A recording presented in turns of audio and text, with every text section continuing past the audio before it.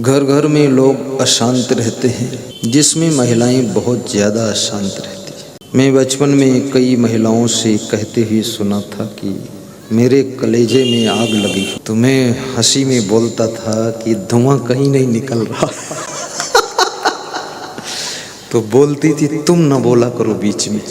तो हमने कहा बीच में नहीं बोलेंगे तो आग सब जला के राख कर देंगे, हम बीच में आके थोड़ा बुझा देंगे। तुम्हारी बात से और आगे बढ़त है। मैं मजेदार बात बचपन से करता था। तो कितनी स्त्रियां अशांत होकर के कहती हमको कुआं ताल लेना पड़ेगा। तो मैं बोल देता था हैंडपंप में पानी आता, कुआं ताले पानी क्या जरूरत। अरे बोले हमें बूढ़े खाएगा, हैंडपंप में कहाँ बूढ़ी मिली। अशांत लोग मर जाना चाहते हैं, जो तादाद से ज़्यादा अशांत हो जाते हैं, सीमा से ज़्यादा दुखी होते हैं, उनके मन में आत्महत्या का भी भाव आता है, सुसाइड कमिट करने के भाव उठने लग जाते हैं कि इससे बेहतर है मर जाना। आज इस बात पर गौर करिए कि मनुष्य अशांत कहाँ से होता है। शांति मत ढूंढिए, आप इसका पता लगाइए कि आप अशांत कहाँ से। आप प्रायः अपने बेटे से अशांत होते हैं, आप अपनी पत्नी से अशांत होते हैं, आप अपने पति से अशांत होते हैं, आप अपनी बेटी से अशांत होते हैं, आप अपने घर के सदस्यों से सबसे ज़्यादा अशांत होते हैं। अब ये अशांति के कारण है। आप अपने जीवन में झांक कर देखिए, हर व्यक्ति के जीवन में, हर व्यक्ति के आसपास में उससे लिंक जुड़ी हुई है। रिलेशनशिप हो या फैमिली मेंबर हो, आपके चैनल में, नेटवर्क में एक न एक दुष्ट व्यक्ति जरूर होगा। दुष्ट, अगर घर में कोई दुष्ट नहीं है तो दामाद दुष्ट मिल जाएगा, बहुत दुष्ट मिलेगा। बोलेगा नहीं, मोबाइल नहीं उठाएगा, तुम जाओगे बेटी के यहाँ तो निकल कर वो चला जाएगा, दुष्ट मिलेगा। या तुमको बहुत दुष्ट स्वभाव की मिल जाएगी, या सासू आतंकवादी मिलेगी।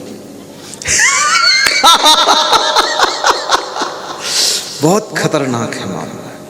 मैं इस बात को देखता हूं,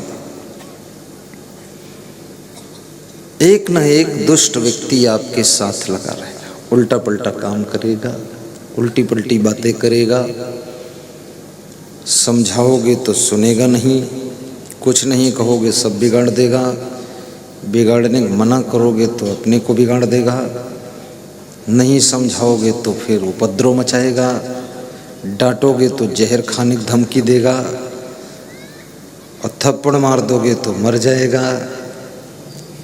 अब इस सत्संग में जाने को कहोगे तो कहेगा हमको पूरा ज्ञान है, जो महाराज सुनाते हो हमको सब पता है। बहुत नालायक है। अब इसको कैसे सुधारोगे? ज्ञान का अर्थ ये नहीं है कि जानकारी होना, जानकारी को ज्ञान नहीं कहते। ज्ञान किसे कहते हैं? श्री कृष्ण भगवान ने श्रीमद् भगवत गीता में 5 श्लोक ज्ञान के बताए हैं। देखिए ज्ञान क्या है। गीता को याद कर लेना और श्लोक बोलना, पुराणों को याद करना, कबीर के दोहे याद कर लेना, बोलते रहना, ये भी ज्ञान नहीं है। ज्ञान क्या है? प्रवचन देना, ये भी ज्ञान नहीं है। ना प्रवचनो लभ्यो, और भाषण देना, कथा सुनाना, ये भी ज्ञान नहीं है। ज्ञान क्या है? वो अलग चीज। वो भी महाराज जी ने थोड़ा बताया था कि सरलता। तो ज्ञान की परिभाषा आज बताता हूं। तुम प्रवचन नहीं कर रहे हो लेकिन तुम भी ज्ञानी हो सकते हो, और मौन रहना भी ज्ञान नहीं है ना। कोई सोचे कि हम चुप पे बैठ रहे हैं, हम बहुत ज्ञानी हो गए, गुरुदेव ने कहा है कि प्रवचन देना ज्ञान नहीं, तो हम चुप बैठे तो ये ज्ञान हो गया। ये भी ज्ञान नहीं है। ज्ञान क्या है इसको बताता हूं। अमानित्वम, आदम्भित्वम, अहिंसा, शांति, आर्जवम, आचार्योपासनम,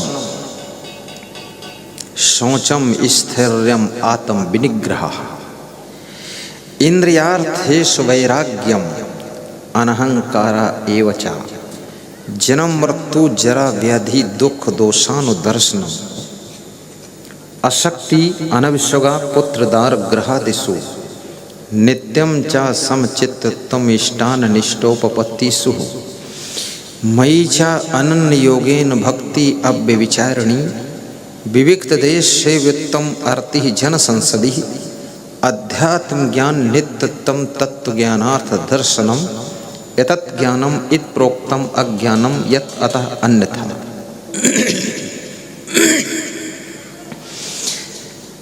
थोड़ा सा इसका अर्थ बता देता हूं 2 मिनट में। ज्ञानी का लक्षण, इस व्यक्ति को ज्ञान हो गया है, इसकी पहचान क्या है? अमानित्वम। अमानित्वम अर्थात योग्य होते हुए भी, श्रेष्ठ होते हुए, पूज्य होते हुए भी, महान होते हुए भी सबके साथ में सरलता का व्यवहार करना, ये ज्ञानी का प्रथम लक्षण है। वो व्यक्ति ज्ञानी है। अमानित्वम, जिसको अभिमान नहीं है कि मैं बड़ा हूं, मैं योग्य हूं, है योग्य। दूसरे कहते हैं आप बहुत योग्य हो, पर वो उस चीज का अभिमान नहीं करता है। अमानित्वम, अदम्भित्वम, और जिसके पास में दंभ नहीं है, दंभाचरण, दिखावा। आज की तारीख में लोग दिखावा बहुत करते हैं। सड़क पर निकलते हैं तो ऐसा लगता है कोई इंद्र परी जा रही है, और पुरुष को देखो तो ऐसा लगता है कि वाह वाह, देवलोक से कोई आया है, सुंदर सलोना। दूसरों को दिखाने के लिए हंस हंस कर बात भी करते हैं, घर में जाकर भी पूरी रगड़ी मचाते हैं। ये दंभ मत करो।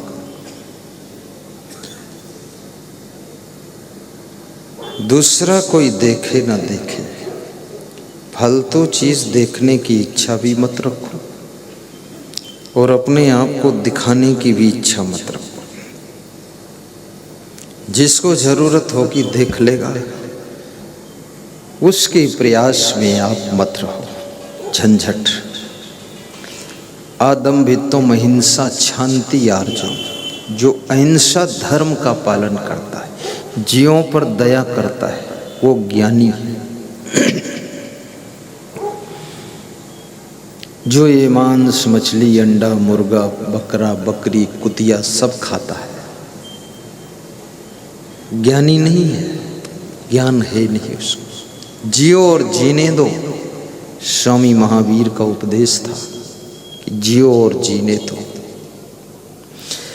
अहिंसा, शांति, आर्जव, और जिसके पास में क्षमा भाव है, गलती होने पर क्षमा मांग लेता है, और दूसरों से गलती हो उन्हें क्षमा भी कर देता है, वो ज्ञानी है। हर घर में क्षमा भाव की आवश्यकता है। आप दिन भर में संकल्प कर लीजिए कि 3 बार मेरी पत्नी कोई गलती करेगी तो हम क्षमा कर देंगे, कुछ नहीं कहेंगे। 3 बार से ज़्यादा वो करेगी भी नहीं, वो भी समझ जाएगी 3 बार तक क्षमा है, 3 बार कर देगी, 4थी बार धमी धमा है। 4थी बार समझाइए, 5वीं बार थोड़ा डांटिए, और डांटने से भी न सुधरे तो साइड लीजिए थोड़ा, बस अंतर्मुख हो जाइए। जिद्दी और हठी और क्रोधी, ये 3 स्वभाव जिसके हों उसे मूर्ख समझना चाहिए, और जो मूर्ख हो उसको समझाने के चक्कर में पड़ना भी नहीं चाहिए, वो समझेगा नहीं। ये 3 लक्षण मूर्ख के होते हैं। किसी बात पर वो जिद कर सकता है, किसी पॉइंट पर हट कर सकता है कि ऐसा ही होगा, और किसी बात के लिए क्रोध में बहुत आ जाएगा, विवेक नहीं करेगा और क्रोध कर देगा। और ये क्रोध, जिस व्यक्ति को क्रोध ज़्यादा आता है उसके घर में न तो शांति रुकने वाली है और न तो लक्ष्मी की कृपा होगी वहाँ। क्रोधी लोगों को लक्ष्मी छोड़कर चल देती है। क्रोध बहुत बड़ा नुकसान करता है। कितने लोगों ने क्रोध में आकर के कुछ काम ही नहीं किया है, नाराज हो गए, सब काम बंद कर रखा है, गुस्सा है, उनको कौन राजी करे। अपनी योग्यता का प्रयोग नहीं किया, थोड़ा नॉर्मल हुई साल भर में तो फिर कोई कुछ बोल दिया तो फिर नाराज हो गए। ऐसे उनके 20 वर्ष निकल गए क्रोधी दास के, कुछ हुआ ही नहीं।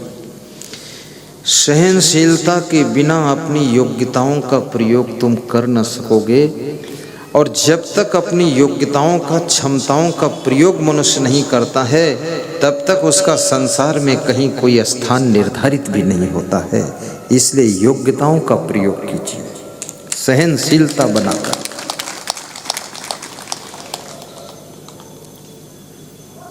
गम खाने वालों की जिंदगी की गम मिट जाती है, जो गम नहीं खाते हैं वे खुद मिट जाते हैं। और गम खाने से तुम छोटे नहीं हो जाओगे। पति पत्नी के बीच में किसी की हार जीत नहीं होती है।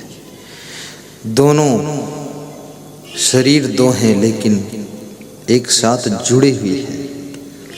पति की हार पत्नी की हार है, पति की जीत पत्नी की जीत है। कितने पति पत्नी आपस में हार जीत का युद्ध करते रहते हैं, तर्क वितर्क बातों में, पूरी वकालत कोर्ट बना दिया घर को।